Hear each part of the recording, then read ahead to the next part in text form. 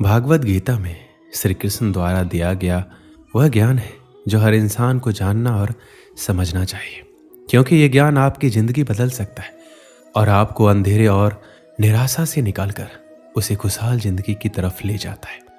भगवान श्री कृष्ण भागवत गीता में कहते हैं, मनुष्य का शरीर एक रथ के भांति है, जैसे आँख, कान, नाक, जीभ और त्वचा आदि इन इंद्रियों घोड़ों को जो सारथी चलाता है, वो सारथी ही हमारा मन है और उस रथ में बैठा हुआ स्वामी वही हमारी आत्मा है। मनुष्य की इंद्रियां विषयों की ओर आकर्षित होती रहती है और ये सब तभी तक ही हो सकता है जब तक जीवात्मा अपने मन को काबू में ना लाए। जब तुम स्वयं मन के अधीन ना रहकर अपने मन को अपने अधीन कर लोगे तो वही मन एक अच्छे सारथी की तरह तुम्हारे शरीर रूपी रथ को सीधे प्रभु के चरणों में ले जाएगा। यदि मन तुम्हारा स्वामी है और तुम उसके अधीन हो तो वो तुम्हें माया के बंधन में जकड़ता रहेगा, और जब तुम अपने मन पर काबू पा लोगे और उसके स्वामी हो जाओगे तो वही मन तुम्हें मोक्ष के द्वार तक ले जाएगा। श्री कृष्ण द्वारा भागवत गीता में जो हमें सीख मिलती है वह है, फल की आशा मत करो बल्कि कर्म करो।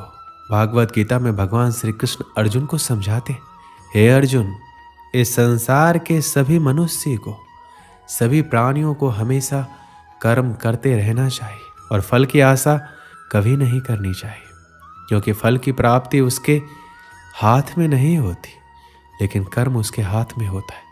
और जो व्यक्ति समर्पण भाव से अपना कर्म करता है उसे फल देने के लिए मैं तो बैठा हुआ हूँ, इसलिए हमेशा कर्म करते जाओ, फल की उम्मीद ना करें, क्योंकि फल की उम्मीद करने से आप अपने कर्म पे ध्यान नहीं दे पाएंगे।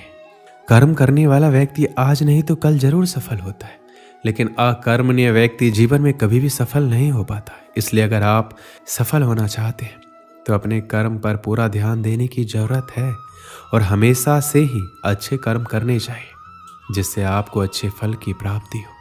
अगर कर्म करने के बावजूद आपको अपने मनचाहे फल की प्राप्ति नहीं हो पा रही है तो कभी भी निराश नहीं होना चाहिए, बल्कि श्री कृष्ण पे भरोसा कर आगे बढ़ने की चेष्टा करते रहना चाहिए। यकीन मानिए, भगवान आज नहीं तो कल आपको सफल, समृद्धि और आपके कर्मों का सही फल जरूर देंगे।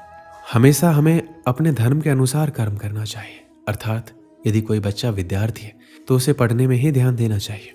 सैनिकों को अपने देश की रक्षा, राजा को अपने प्रजा की रक्षा, माता पिता को अपने संतानों को प्रेम, बच्चों को अपने बूढ़े माँ बाप की सेवा तथा शासक को शासन करना चाहिए। श्री कृष्ण ये कहना चाहते हैं, हर व्यक्ति अपने कर्म को सही रूप से करेगा तो इस समाज में हमेशा संतुलन बना रहेगा, फिर कभी भी किसी को किसी से परेशानी नहीं होगी। श्री कृष्ण द्वारा बताए गए भागवत गीता में हमें जो सीख मिलती है वो है अहंकार से दूर रहना। श्री कृष्ण कहते हैं, हर मनुष्य को हमेशा अहंकार और क्रोध से दूर रहना चाहिए, क्योंकि अहंकार और क्रोध किसी भी मनुष्य के दिमाग को उसी तरह खा लेता है जिस प्रकार लकड़ी में लगा हुआ दीमक। अहंकार और क्रोध से वशीभूत व्यक्ति समाज में जहाँ भी जाता है वहाँ दूसरों से परेशानी होती है, क्योंकि वह हर व्यक्ति में अपने प्रतिद्वंदी की भावना को देखता है, जिससे उसकी बुद्धि और विवेक की भावना खत्म होती चली जाती है। भागवत गीता में कहा गया है कि हर व्यक्ति को आत्म मंथन करना चाहिए, क्योंकि आत्म मंथन अहंकार को खत्म कर देती है। श्री कृष्ण कहते हैं, अहंकार व्यक्ति को अज्ञानता की तरफ ले जाती है, इसलिए जीवन में सफलता चाहने वाले व्यक्ति को हमेशा अहंकार और घमंड से दूर रहना चाहिए। आलस्य, कायरता और डर मनुष्य की सफलता के दुश्मन है। श्री कृष्ण कहते हैं, आलस्य, डर और कायरता मनुष्य के वह दुश्मन है जो उसे सफल होने से रोकते हैं। अगर आपको सफल होना है तो आपको अपना आलस्य त्यागना होगा। अगर आप आगे बढ़ना चाहते हैं तो आपको डर छोड़ना होगा। मनुष्य के विचार ही मनुष्य का निर्माण करते हैं। मनुष्य के निर्माण उसके विचारों से ही होता है और मनुष्य जैसा सोचता है वैसा ही बन जाता है। इसलिए हर मनुष्य को हमेशा सकारात्मक और अच्छे सोचों के साथ ही अपना जीवन बिताना चाहिए। भागवत गीता में मन को बहुत ही ज्यादा महत्व दिया गया है, इसलिए भगवान कृष्ण द्वारा हर मनुष्य को अपने मन को नियंत्रण में रखने की बात कही गई है। मन ही हमारे सारे दुख और सुखों का कारक होता है, इसलिए हम अपने मन को नियंत्रण में कर अपने सुख और दुख पर विजय प्राप्त कर सकते हैं। भगवान श्री कृष्ण कहते हैं कि अगर कोई व्यक्ति अपने मन को नियंत्रित में कर लेता है तो वह उन सभी बुराइयों पर नियंत्रण पा लेता है जो उसे जीवन में आगे बढ़ने से रोकती है या दुख देती है। इसलिए अपने मन को हमेशा अपने नियंत्रण में रखना चाहिए। उसे कभी भी किसी भी चीज से विचलित नहीं होने देना चाहिए। कहा जाता है कर्म ये धर्म है, इसलिए हमें कर्म करते रहना चाहिए। फल अपने आप हमें मिल जाएगा। इस दुनिया में जितने भी लोग सफल हुए हैं सब लोग अपने कर्म के लिए ही हुए हैं।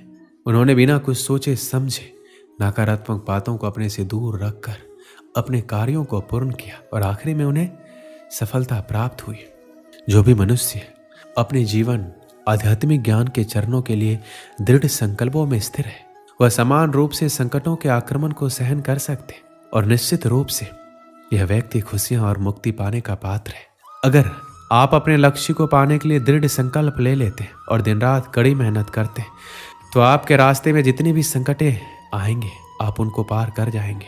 जो खुशियां बहुत लंबे समय के लिए परिश्रम और सीखने से मिलती है, जो दुख से अंत दिलाता है, जो पहले विष के समान होता है परंतु बाद में अमृत के जैसा होता है, इस तरह की खुशियां मन की शांति से जागृत होती है। जब कोई व्यक्ति अपने लक्ष्य पर सफलता प्राप्त कर लेता है तो उसके जीवन के सभी दुख अपने आप खत्म हो जाते, जीवन में नया उमंग और खुशियां भर जाती है। भगवान या परमात्मा की शांति उनके साथ होती है जिसके मन में और आत्मा में एकता हो, सामंजस्य हो, जो इच्छा और क्रोध से मुक्त हो, जो अपने स्वयं के आत्मा को सही मायने में जानता हो। सही मायने में जो मनुष्य क्रोध से मुक्त होता है और जिसके मन में एक झूठ होने की इच्छा होती है वह सच्चा होता है। भगवान हमेशा उसके साथ होते हैं। एक बार की बात है, एक गांव में एक महान ऋषि रहता था। उस गांव के लोग उस ऋषि का बहुत ही सम्मान करते थे। गांव के सभी लोग जब भी कोई समस्या में होते तो वो ऋषि उस समस्या का हल जरूर बताते। सभी गांव वाले उस ऋषि से बहुत प्रसन्न थे। हर बार कोई नई समस्या लेकर उस ऋषि के पास जाता और महान ऋषि उस समस्या का हल बताते। एक बार एक व्यक्ति उस ऋषि के पास एक सवाल लेकर आया और ऋषि से पूछा, गुरुजी मैं एक सवाल पूछना चाहता हूँ। तो ऋषि ने कहा, पूछो, तुम्हारा क्या सवाल है? तो व्यक्ति कहता है, मैं खुश कैसे रह सकता हूँ, मेरी खुशी का राज क्या है? तभी ऋषि ने जवाब दिया, इसका जवाब पाने के लिए तुम्हें मेरे साथ जंगल में चलना होगा। कुछ समय बाद वह व्यक्ति खुशी का राज जानने के लिए ऋषि के साथ जंगल में जाने के लिए निकल लेता है और दोनों जंगल में जाते हैं। तभी रास्ते में एक बड़ा पत्थर आता है और ऋषि उस पत्थर को अपने साथ लेने के लिए उस व्यक्ति को कहता है। वह व्यक्ति ऋषि के आदेश को मानते हुए उस पत्थर को अपने हाथों में उठा लेता है। कुछ समय बाद उस व्यक्ति को उस पत्थर से हल्का दर्द होने लग जाता है। वह व्यक्ति इस दर्द को सहन कर लेता है और चलता रहता है। काफी समय तक वह व्यक्ति उस दर्द को सहन कर लेता है, लेकिन जब उसे दर्द ज्यादा होने लगता है तब वो ऋषि से कहता है, मुझे दर्द हो रहा है, मैं थक गया हूँ। तभी ऋषि कहता है, इसे नीचे रख दो। वह व्यक्ति पत्थर को नीचे रखता है, उसे राहत मिलती है। फिर मुनि कहते हैं, यह है तुम्हारी खुशी का राज। वह व्यक्ति वापस पूछता है, गुरुजी मैं समझा नहीं। फिर ऋषि वापस उस व्यक्ति को जवाब देते हुए कहते हैं कि जिस तरह तुमने इस भारी पत्थर को 10 मिनट के लिए उठाकर रखा तो तुम्हें थोड़ा दर्द हुआ, 20 मिनट तक उठाया तो उससे ज़्यादा और अधिक समय तक उठाकर रखा तो ज़्यादा दर्द होने लगा। ठीक उसी प्रकार जितनी देर हम अपने पर दुखों का बोझ लिए फिरेंगे हमें खुशी नहीं मिलेगी, निराशा ही मिलती रहेगी। हमारी खुशी का राज सिर्फ इस पर निर्भर करता है कि हम कितनी देर तक दुखों का बोझ अपने ऊपर रखते हैं। यदि तुम्हें अपने जीवन में खुश रहना है तो कभी अपने ऊपर दुख को हावी मत होने दीजिए। दुख इस भारी पत्थर की तरह है, जिसे हम जितना रखेंगे उतना ही हमें दर्द और कष्ट देता रहेगा। दोस्तों इस वीडियो में बस इतना ही। मिलते हैं अगली वीडियो में। अपना ख्याल रखिएगा। जय श्री कृष्ण।